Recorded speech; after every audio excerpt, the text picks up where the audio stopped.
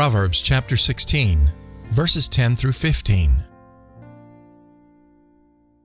A good leader motivates, doesn't mislead, doesn't exploit. God cares about honesty in the workplace. Your business is His business. Good leaders abhor wrongdoing of all kinds. Sound leadership has a moral foundation. Good leaders cultivate honest speech. They love advisors who tell them the truth. An intemperate leader wreaks havoc in lives. You're smart to stay clear of someone like that. Good-tempered leaders invigorate lives. They're like spring rain and sunshine. Father,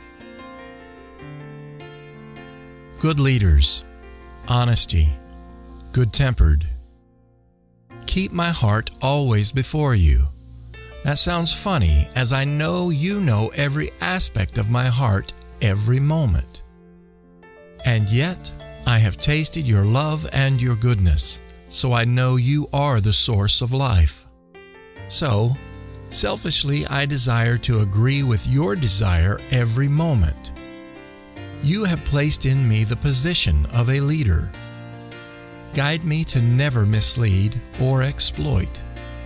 Create in me your moral foundation. Help me to cultivate honest speech and love truthful advisors. Help me be one that invigorates life, for as I said before, you are the source of life. Lead me in leadership. Help me embrace or glory in my weakness, for you have promised your strength to be conformed to the image of your only begotten Son, Jesus. I am reminded of something Michael O'Shields taught once that went along the lines that a false humility is nothing but pride in reverse. So guide me today and every day in true humility, for this is the promised place of being lifted up by you. This is the true place of leadership at your feet. Amen.